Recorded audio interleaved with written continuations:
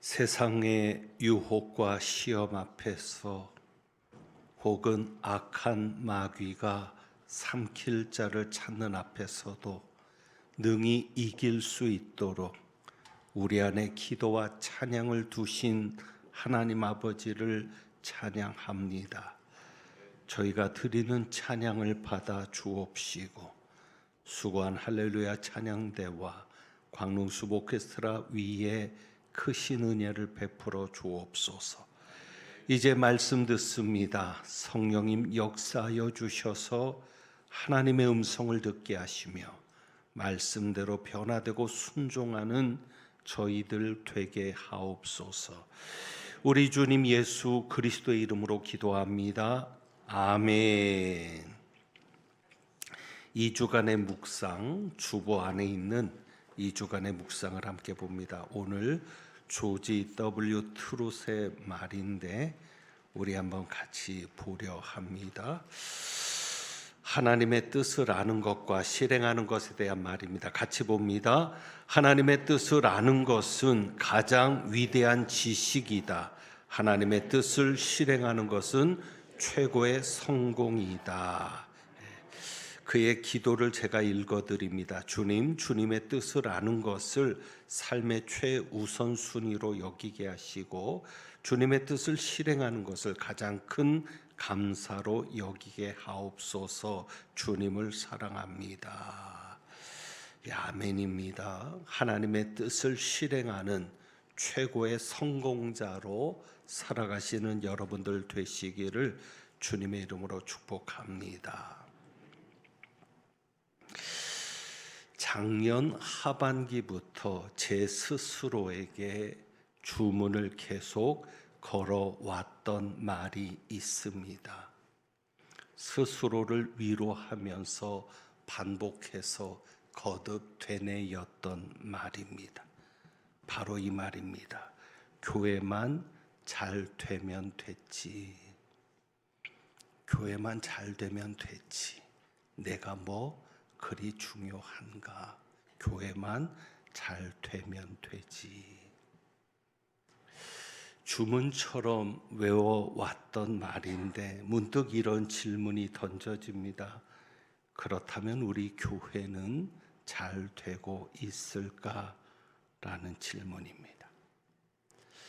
지난 화요일 며칠 전 새벽에 꿈을 꾸었습니다.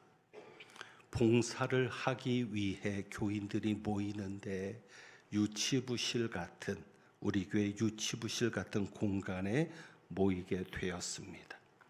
저를 중심으로 한 사람 한 사람 들어와서 원을 그리며 삥 둘러앉기 시작하는데 어느 권사님께서 저를 보면서 말을 거십니다. 그런데 다분히 12조로 비웃는 듯이 말씀하시는 겁니다. 목사님, 이 사람들의 믿음을 위해서 무엇인가 더 하셔야 되는 것 아닙니까? 그러니까 사람들이 봉사로 모였는데 아마도 그분의 눈에는 믿음이 없다라고 보여지는 것 같았습니다. 그래서 제가 꿈에 그분에게 이렇게 대답했습니다. 이 일을 위해서는 이분들은 충분한 믿음을 가졌습니다. 라고 대답했습니다. 그런데 그 권사님의 다음 말이 기가 막혔습니다. 우리 목사님 뭘 모르시네. 우리 목사님 뭘 모르시네. 그 말에 충격이 되었는지 잠이 깼습니다. 잠이 깨고 난 후에 새벽 기도할 때까지 기도를 하면서 여러 가지 생각이 들었습니다. 하나님께서 꾸게 하신 꿈일까? 하나님께서 꾸게 하신 꿈이 맞는다면 도대체 하나님은 어떤 생각으로, 어떤 뜻으로 이런 꿈을 꾸게 하신 것일까라고 생각했습니다. 그리고 이렇게도 생각이 되었습니다. 그동안 우리 교회 교인들이 믿음이 좋다고 생각했는데 내가 뭘 모르고 있는 것이 있는가라는 의문도 더해졌습니다. 사실 캄보디아로 단기 선교를 보낸 이후에 제게는 고민이 하나 생겼습니다. 어쩌면 그 고민 때문에 그런 꿈도 꾸게 되었지 않나라는 생각도 해봅니다. 캄보디아 26명이 단기 선교를 하는 동안에 저희는 교회에서 매일 9시에 모여서 중보 기도회를 가졌습니다. 거기서 제가 설교를 해야 됐고, 그래서 그 설교를 위해 준비하는 중에 어떤 성경 말씀 한 구절이 제게 큰 도전이 되었습니다.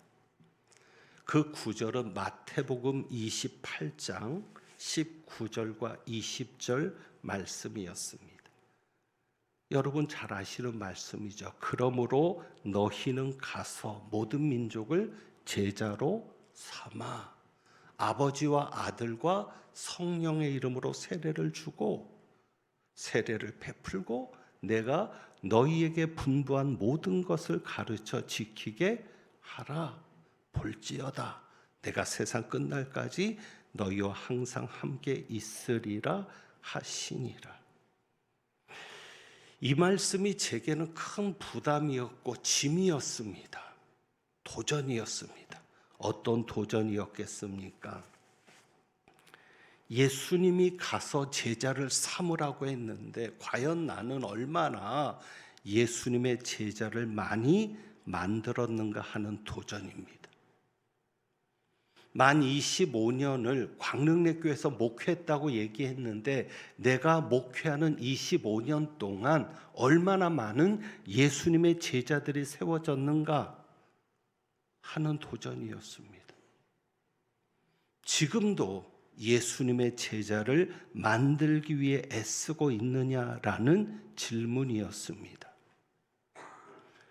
여러분, 오늘 예수님께서 주신 말씀에도 그것을 분명히 하고 있습니다. 31절 볼까요? 그러므로 예수께서 자기를 믿은 유대인들에게 이르시되, 누구에게 말씀하시는 겁니까? 믿을 사람들, 믿은 사람들. 이미 예수님을 믿은 사람들에게 하신 말씀입니다. 무슨 말씀입니까? 너희가 내 말에 거하면 참으로 내 제자가 되고 진리를 알지니 진리가 너희를 자유롭게 하리라. 자기를 믿은 그 사람들, 예수님을 믿게 된 사람들에게 예수님이 나아가서 무엇을 말씀하십니까? 제자가 되는 것을 말씀하십니다. 이것을 통해서 우리가 알 수 있는 사실이 무엇입니까? 여러분, 예수님을 믿는 것만이 전부가 아니라는 사실입니다.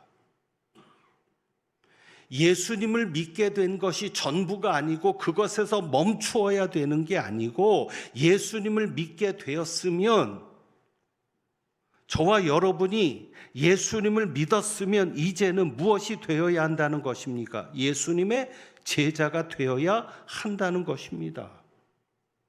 그래서 예수님은 자기를 믿은 유대인들에게 이제는 너희가 나를 믿은 것에서만 만족하지 말고 이제는 너희가 무엇이 되어라? 내 제자가 되어야 한다라고 말씀하시는 겁니다. 우리는 예수님을 믿는 것을 중요하게 생각하죠. 저도 그것을 중요하게 여겨서 여러분에게 믿음을 주기 위해서 애썼습니다. 그런데 예수님을 믿었다면, 예수님을 믿는 자가 되었다면 이제는 무엇이 되어야 합니까? 예수님의 제자가 되어야 합니다. 이것을 예수님께서 강조하시는 겁니다. 분명 예수님을 믿고 천국에 가는 것이 매우 중요합니다. 천국에 가는 것이 얼마나 귀한 일인가 하면 장애인이 돼서라도 천국은 가야 한다라고 말씀하시거든요. 여러분, 그렇게까지 천국에 대한 간절함이 있습니까? 예수님이 마가복음 9장에서 말씀하세요. 요즘 새벽기도 말씀이 마가복음 묵상이거든요. 마가복음 9장 43절에 예수님께서 만일 내 손이 너를 범죄하게 하거든 찍어 버리라. 장애인으로 영생에 들어가는 것이 두 손을 가지고 지옥 곧 꺼지지 않는 불에 들어가는 것보다 나으니라. 얼마나 천국 영생에 들어가는 것이 중요하냐면 네 손이 너를 범죄하게 되면 찍어버려라. 오히려 장애인이 되어서라도 천국에 들어가는 것이 낫다라고 말씀하는 겁니다. 45절에 또 말씀하세요. 만일 내 발이 너를 범죄하게 하거든 찍어버리라. 다리 저는 자로 영생에 들어가는 것이 두 발을 가지고 지옥에 던져지는 것보다 나으니라. 47절에서는 눈을 가지고 얘기하십니다. 만일 내 눈이 너를 범죄하게 하거든 빼버리라. 한 눈으로 하나님의 나라에 들어가는 것이 두 눈을 가지고 지옥에 던져지는 것보다 나으니라. 그러니까 영생에 들어가는 것이 하나님의 나라에 들어가는 것이거든요. 그것이 천국에 들어가는 것이거든요. 그리고 천국에 들어가야 되는 것이 왜 그러냐면 천국에 들어가지 못하면 지옥에 던져지는 것인데 지옥에 던져지는 것이 뭡니까? 지옥 곧 꺼지지 않는 불에 들어가는 것보다 나으니라. 지옥은 꺼지지 않는 불의 세계라고 말씀합니다. 지옥도 분명히 있습니다. 그래서 예수님은 지옥에 대해서 이어서 말씀하시는 거죠. 거기에서는 구더기도 죽지 않고 불도 꺼지지 아니하느니라.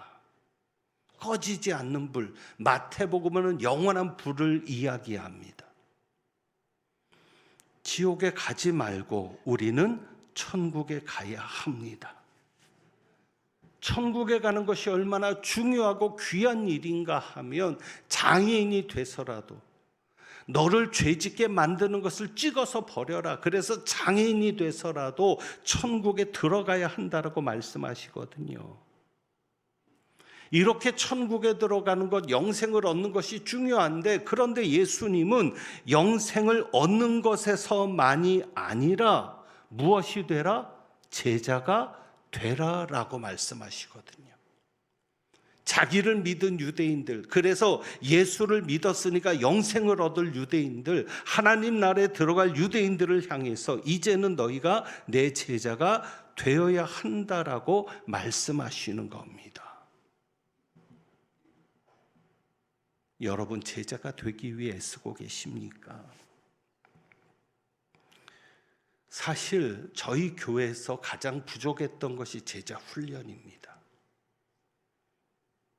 우리가 생각하는 제자 훈련은 부족했습니다. 왜냐하면 저도 제자 훈련을 제대로 받아본 경험이 없기 때문입니다.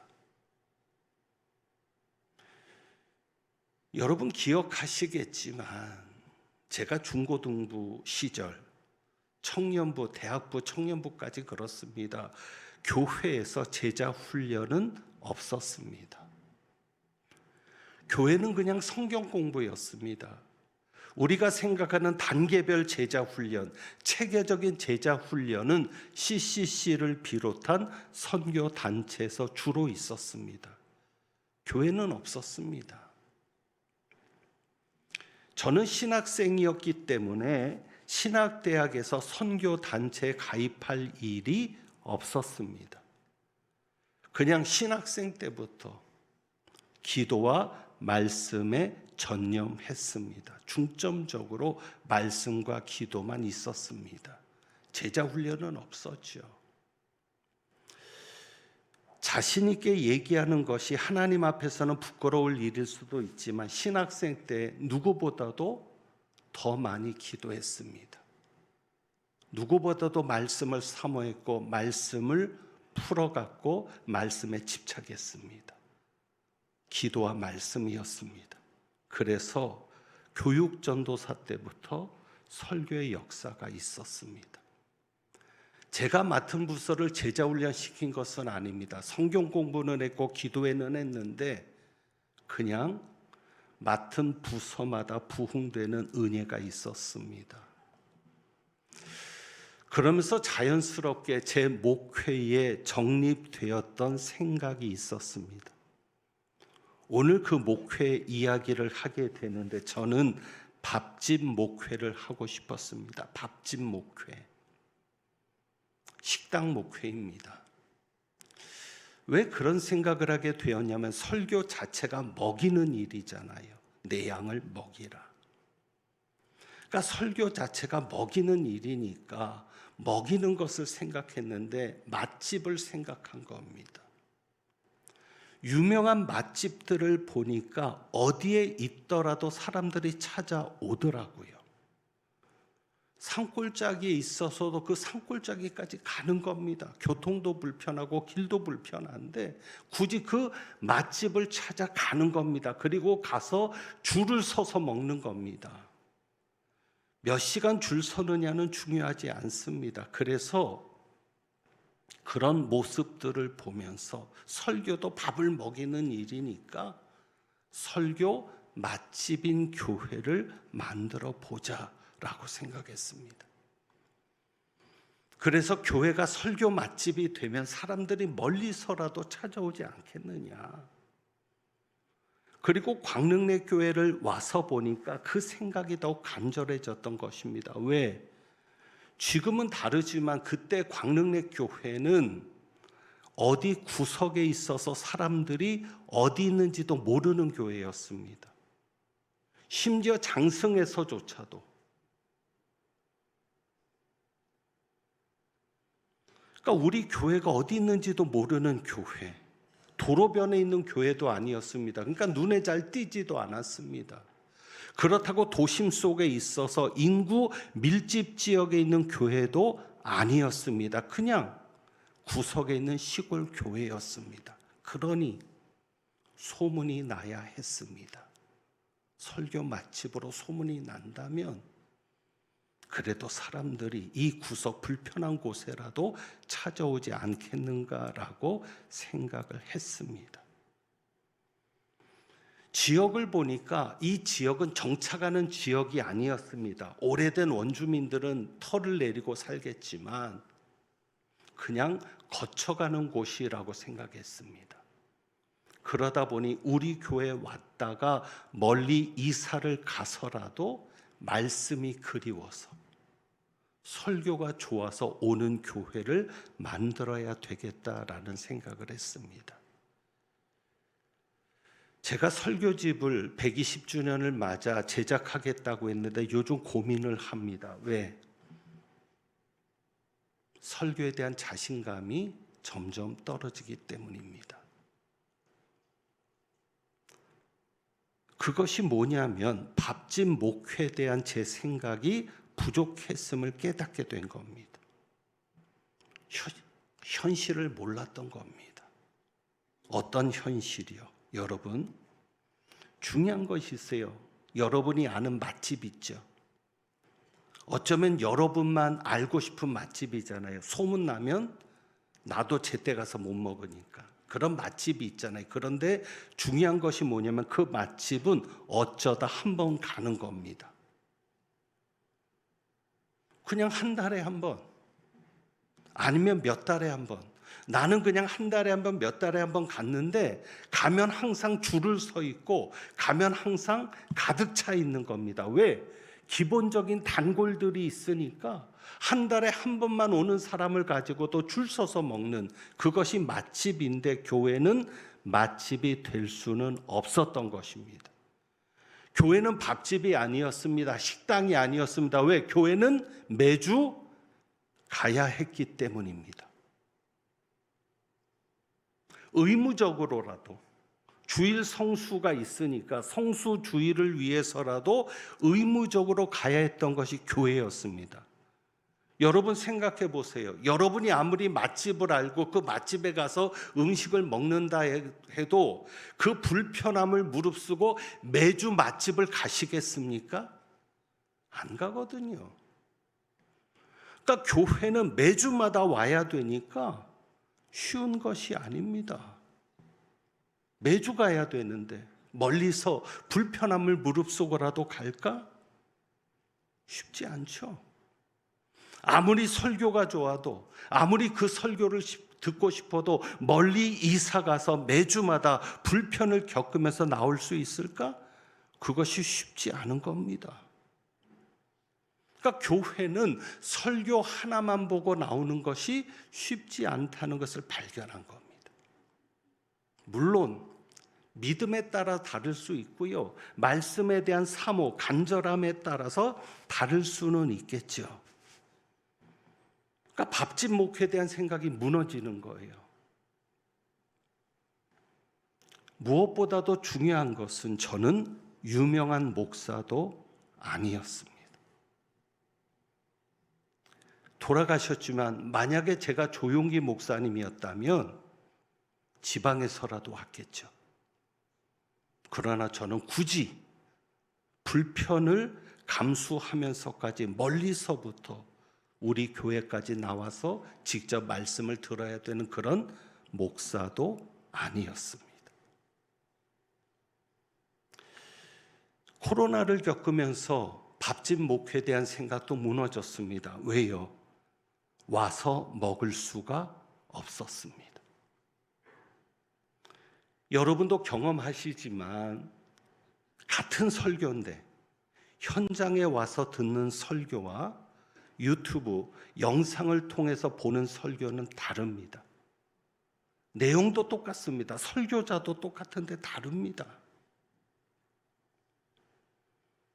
중요한 것은 오히려 유튜브로 듣는 설교는 저보다 더 좋은 설교자가 많았습니다. 조회수도 잘 나오죠. 굳이 제 설교를 위해서 우리 교회까지 올 필요가 없어졌던 것입니다.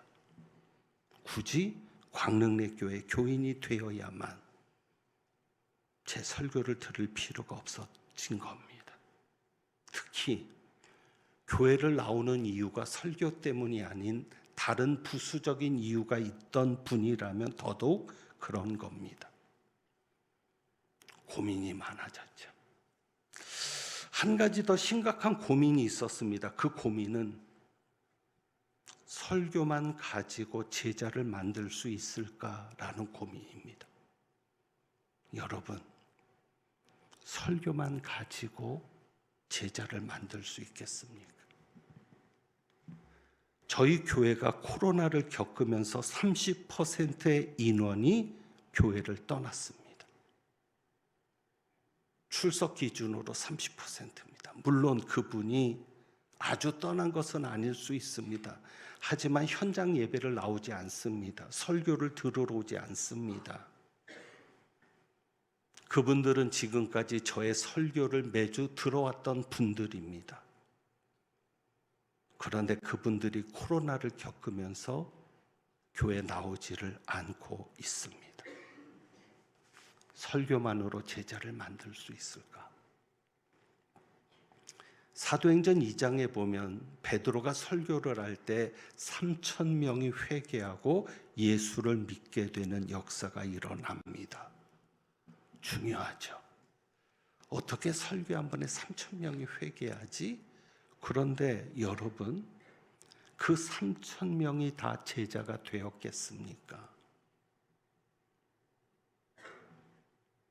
설교 한 번에 3,000명이 회개하고 예수를 믿었는데 그러면 그 3,000명이 다 제자가 되었겠느냐라는 겁니다.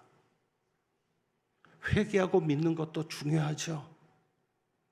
숫자가 얼마나 되느냐도 중요하죠. 하지만 더 중요한 것이 무엇입니까? 예수님의 제자가 되는 겁니다. 그런데 하나님께서는 이 말씀 속에서 왜 예수님의 제자가 되어야 하는지, 왜 우리가 예수님의 제자가 되는 결단을 가지고 예수님의 제자가 되는 길로 나서야 되는지를 깨닫게 하시는 겁니다. 이제는 단순히 예수 믿는 자가 아니라 예수님의 제자가 되라고 부르시는 하나님의 뜻을 보게 하시는 겁니다.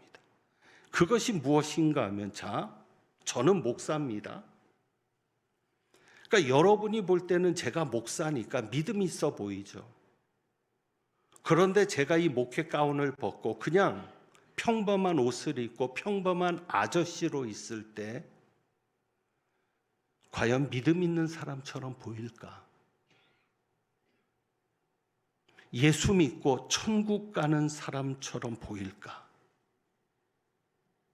여러분 어떻습니까? 여러분 주변에 앉으신 분들을 잠깐 살짝 보세요.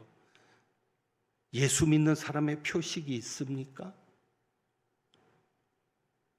이분들이 끝까지 천국에 들어갈 때까지 끝까지 포기하지 않고 예수님 앞에 서는 그날까지 끝까지 남아있는 자들이 얼마나 있겠습니까? 코로나를 겪으면서도 이렇게 떠났는데 앞으로 또 어떤 일을 겪을지도 모르는데 끝까지 포기하지 않고 여러분처럼 예배의 자리에, 믿음의 자리에 있는 분이 얼마나 되겠습니까? 우리 여기 할렐루야 찬양대 광릉숲 오케스트라 매주마다 귀한 은혜를 주는데 예수님이 재림하시는 그때까지 이 자리를 지킬 분이 얼마나 되겠습니까? 이것이 도전이었던 거죠. 왜요?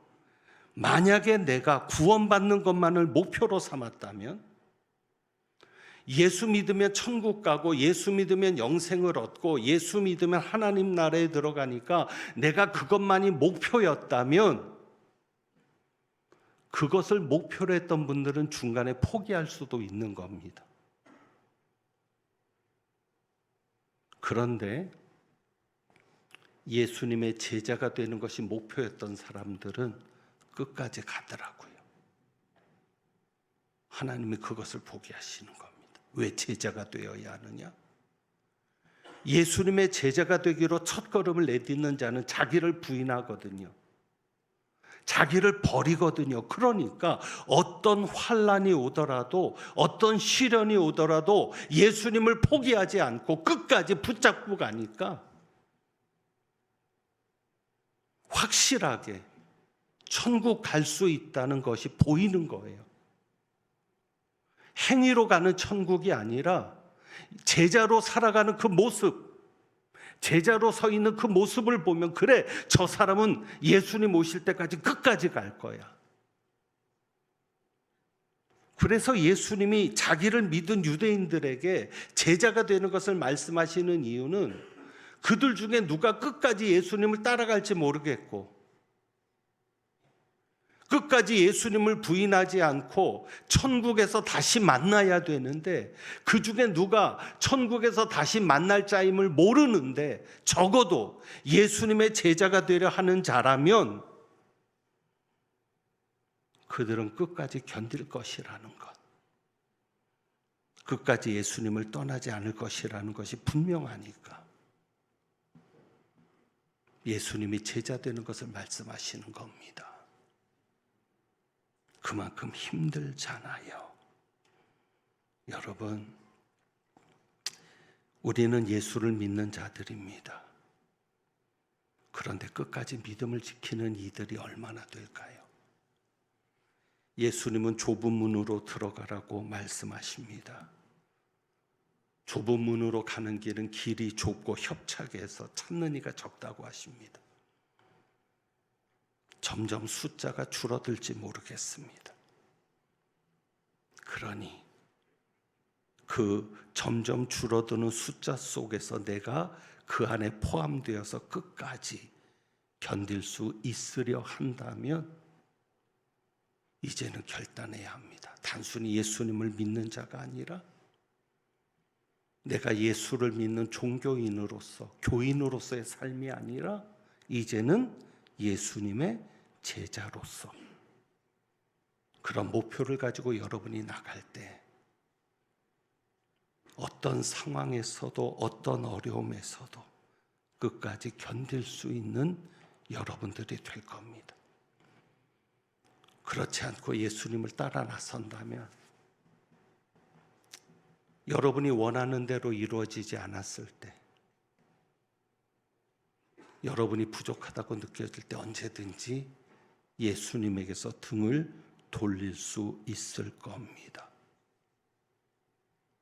이제 다음번에 그렇다면 제자의 삶이 뭐냐? 성경이 말하는 제자가 뭐냐?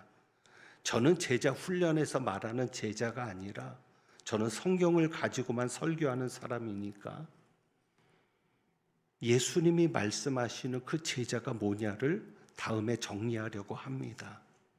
오늘은 그저 한 가지, 오늘 말씀의 제목입니다. 제자입니까? 여러분 제자입니까? 아니면 교인입니까? 교인으로서만 살면 흔들림이 많을 겁니다. 어쩌면 끝까지 가지 못할 수도 있을 겁니다. 이제는 제자로서 나설 수 있기를 원합니다.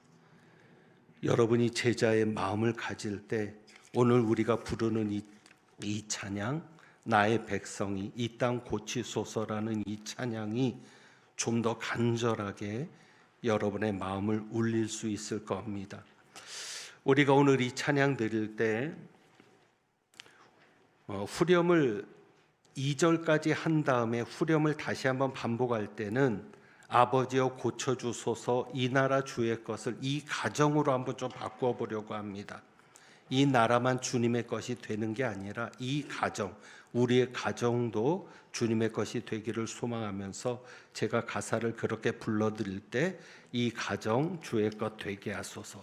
여러분의 가정과 여러분의 자녀들이 주님의 소유가 될 수 있는 그런 간절함을 가지고 우리 한번 같이 찬송하겠습니다. 나의 백성이 함께 찬양합니다.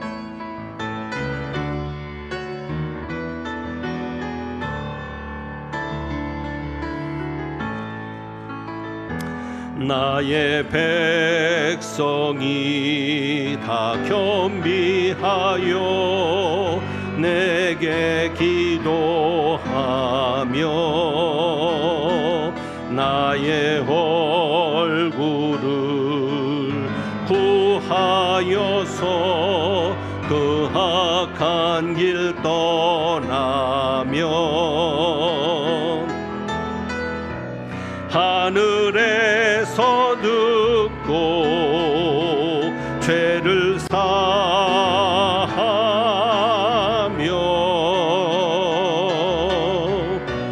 그들의 땅을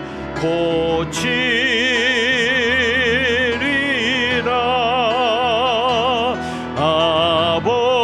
아버지여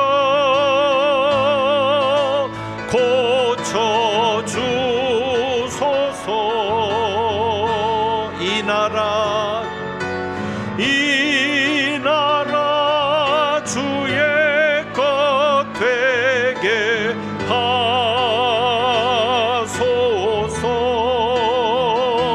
주 하나님 간절히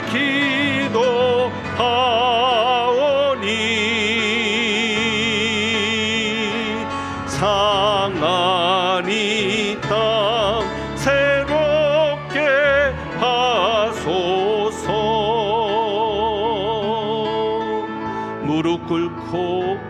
무릎 꿇고 다 겸비하여 주께 기도하리. 주의 얼굴을 구하여서 그 악한 길 떠나리. 주님의 자비로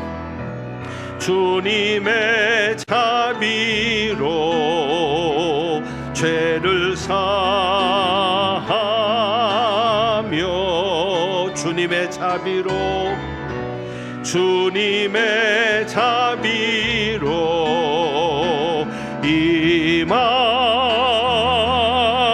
임하소서. 아버지여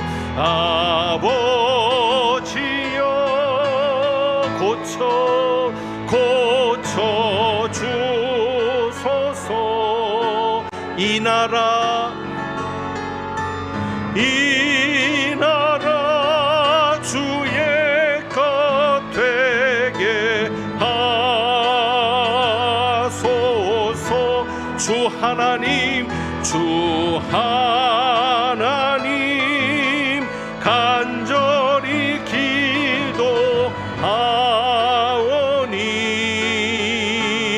기도하오니 상한 이 땅 새롭게 하소서. 아버지여 고쳐주소서. 아버지여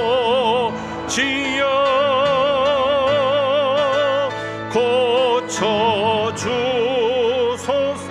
우리 가정이 주님의 것 되기 원합니다. 이 가정 주의 것 되게 하소서. 아멘. 주 하나님 간절히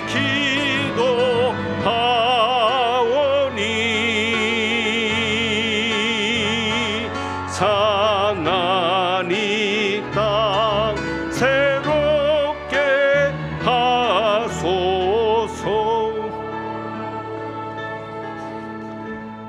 우리 이 시간 성전을 떠나기 전에 마음을 같이 해서 우리의 입술로 기도하기 원합니다. 성령께서 감동 주시는 대로 기도하시고 오늘 말씀 따라 제자가 되게 해달라고 제자의 삶을 살아가는 그런 것을 위해 기도하시고 여러분의 가정을 위해서, 자녀들을 위해서, 또 부모님들을 위해서 기도해 주시고 여러분이 일주일 동안 살아갈 직면할 문제들 놓고 하나님 함께 해달라고 우리 시간 같이 한 목소리로 기도하기 원합니다. 다 같이 기도합니다. 할렐루야. 하나님 아버지 감사합니다. 아버지 하나님, 오늘 이 시간 우리가 하나님 앞에 기도할 수 있도록 은혜해 주시니 감사합니다. 성전을 떠나기 전에 우리의 입술로 하나님께 아뢰입니다. 주여 도와주시어서 오늘도 성령의 감동에 따라 기도하는 귀한 성도들의 기도를 들어주옵시고 무엇보다도 이분들의 삶이 제자의 삶을 살아갈 수 있도록 주여 도와주옵소서. 하나님의 말씀을 따라가는 삶이 되게 하여 주옵소서. 하나님의 음성을 듣고 순종하는 삶이 될 수 있도록 주여 도와주시옵소서. 아버지, 우리 성도님들의 가정을 지켜주옵소서. 자녀 손들을 지켜주옵소서. 우리 연로하신 부모님들을 지켜주옵소서. 한 주간 또 여러 가지 어려움을 가지고 기도하고 있습니다. 여러 가지 직면한 문제들이 있습니다. 오직 주님만이 해결하실 수 있고 오직 주님만이 역사하실 수 있사오니 주여 도와주셔서 아버지 하나님 그 모든 것 잘 이겨낼 수 있도록 주여 도와주시옵소서. 아버지 함께하여 주시옵소서. 붙잡아 주시옵소서. 도와주시옵소서. 역사하여 주옵소서. 아버지여,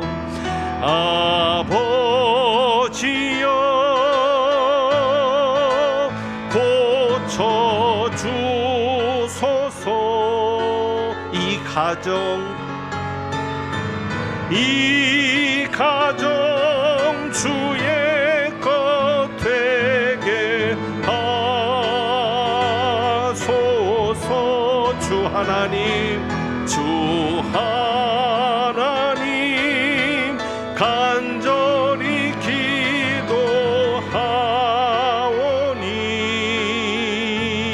기도하오니 상한 이 땅 새롭게 하소서.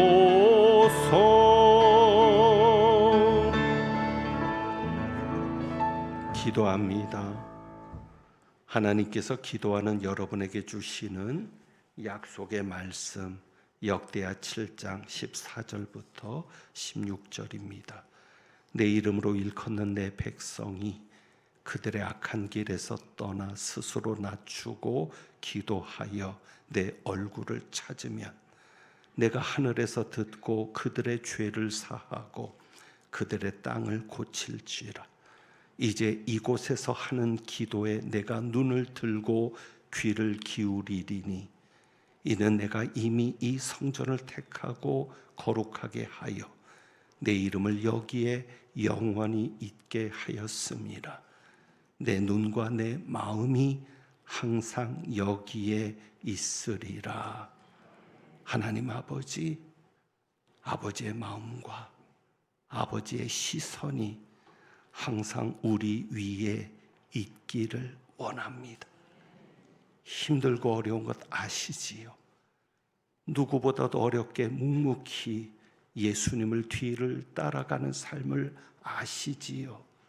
주여 도와주옵시고 저희들이 하는 기도에 응답하셔서 놀라운 하나님의 역사를 보게 하시며 저희들의 삶이 하나님이 살아계신 증거가 되게 하옵소서.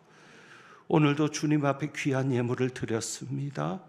예물 드린 가정마다 함께하여 주옵시고 특별히 우리 자손들이 믿음의 자손 되도록 지켜주는 것을 기도하며 가정의 평안과 행복이 깃들기를 기원하며 온전한 제자로 설 수 있도록 성령으로 덮어주시기를 기도하며 자녀가 출장을 갔는데 그곳에서도 좋은 일이 일어날 수 있도록 기도하는 또 만남의 축복을 달라고 기도하는 귀한 이들의 간구도 기억하셔서 하나님 역사하여 주시옵소서. 하나님은 내게 복을 주시고 너를 지키시기를 원하며 하나님은 그의 얼굴을 내게 비추사 은혜 베푸시기를 원하며 하나님은 그 얼굴을 내게로 향하여 드사 평강 주시기를 원하노라. 습관적으로 그저 종교적으로만 예수님을 따르는 이들이 아니라 정말 예수님의 제자로서 예수님의 말씀과 함께 살아가는 복 있는 삶을 살기를 소망하며 나아가는 주님의 귀한 백성들 위에 부활이요 생명이신 우리 주님 예수 그리스도의 은혜와 우리를 자녀로 삼아주신 아버지 하나님의 크신 사랑과 제자로서 승리하는 삶을 살도록 역사하시는 성령님의 교통하심이 이제부터 영원까지 함께 하시기를 축원하옵나이다. 아멘.